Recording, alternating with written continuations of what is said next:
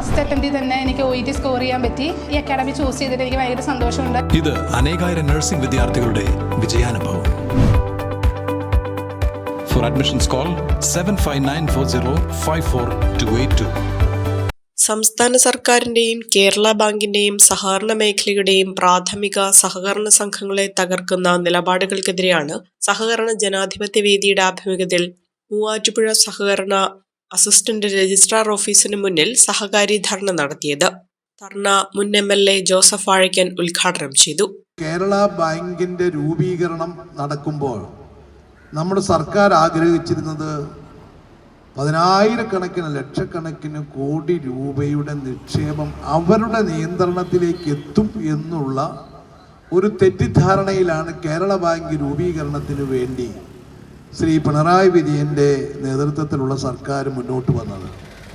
അതിനുവേണ്ടി ജനാധിപത്യ വിരുദ്ധമായ ഒരുപാട് നടപടിക്രമങ്ങൾ അവർ ആ ബാങ്കിൻ്റെ രൂപീകരണത്തിന് വേണ്ടി കൊണ്ടുവന്നു.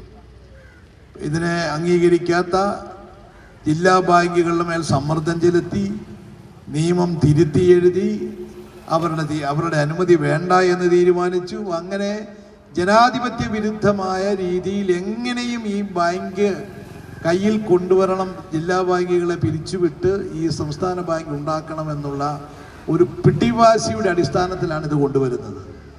അന്ന് നിയമസഭയ്ക്കകത്തും പുറത്തും ഐക്യജനാധിപത്യ മുന്നണി വളരെ ശക്തമായ മുന്നറിയിപ്പ് നൽകിയതാണ് ഇത് വലിയ അപകടത്തിലേക്കായിരിക്കും പോകുന്നത്, കേരളത്തിൻ്റെ സഹകരണ മേഖലയുടെ സമ്പൂർണ്ണ നാശത്തിലേക്കായിരിക്കും നിങ്ങളുടെ ഈ പ്രവർത്തനം വരാൻ പോകുന്നത് എന്ന് പലതവണ മുന്നറിയിപ്പ് നൽകിയതാണ്. അന്ന് അതൊന്നും കേൾക്കാൻ തയ്യാറായിട്ടില്ല. ഇന്നവർക്ക് കുറച്ച് ബോധ്യപ്പെട്ടിട്ടുണ്ട്, പക്ഷേ ബോധ്യപ്പെട്ടു എന്ന് പുറമേ സമ്മതിക്കില്ല. അപ്പോൾ സംഭവിച്ചത് എന്താണെന്ന് ചോദിച്ചാൽ ഇതെല്ലാം കൂടെ കൊണ്ടുപോയി സംസ്ഥാനത്തെ കേരള ബാങ്കിലേക്ക് കൊണ്ടുവന്നു. കേരള ബാങ്ക് ഇന്നിപ്പോൾ റിസർവ് ബാങ്കിൻ്റെ അണ്ടറിലാണ്. റിസർവ് ബാങ്ക് തീരുമാനിക്കുന്ന കാര്യങ്ങളെ അവിടെ നടക്കുകയുള്ളൂ. റിസർവ് ബാങ്കിൻ്റെ പൂർണ്ണമായ നിയന്ത്രണം വന്നതോടുകൂടി ഈ കേരള ബാങ്കും അതിൻ്റെ ഡയറക്ടർ ബോർഡും അതിൻ്റെ ചെയർമാനൊന്നും ഒരു കാര്യവും ഇല്ല. അതിൻ്റെ കത്ത് അവർക്ക് കയറിയിരുന്നുണ്ട് TINDAയും വാങ്ങിച്ചു പോകാവുന്നതിനപ്പുറത്ത് കേരളത്തിലെ കർഷകനോ കേരളത്തിലെ ഇതിൻ്റെ ഗുണഭോക്താക്കൾക്കോ യാതൊരു വിധത്തിലുമുള്ള ഒരു പ്രയോജനം കൊടുക്കാൻ ഈ ഡയറക്ടർ ബോർഡിന് കഴിയില്ല. കാരണം റിസർവ് ബാങ്കിൻ്റെ റെഗുലേഷൻ അനുസരിച്ചല്ലാതെ ആ ബാങ്കിന് ചലിക്കാൻ പറ്റില്ല.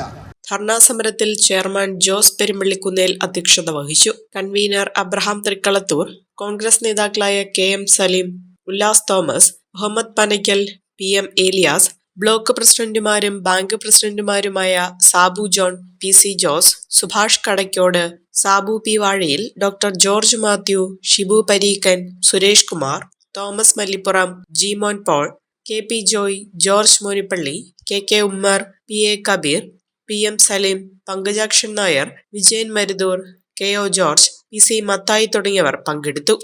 കുറഞ്ഞ ചെലവിൽ അത്യാധുനിക ആരോഗ്യ പരിരക്ഷ MCS ഹോസ്പിറ്റൽ മൂവാറ്റുപുഴ.